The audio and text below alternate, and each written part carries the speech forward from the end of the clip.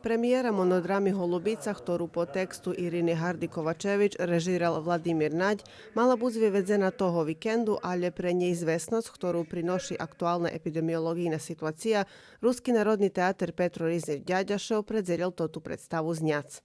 Tota pripovedka Urbana, gdje se všetko odvíva u jednej atmosféry každodňovosti, gdje se všetko zvodzi na rituál, obiste, robota, druženje i všetko še neprerivno povtorjuje, dok še ne slučala tota podija, že Holubica še pokaličela i spadla na balkon toho leginja i toho leginja na dajaký spôsob preobražela. Jak i peršu predstavu u ramikoh projektu Vandrovkaš, skazku prikázal Emil Njeradi, ali z tej nahody bez prisustva dzecoh, co je kvari da ku zvekše vyvolanje poneže nevidno ich reakciji.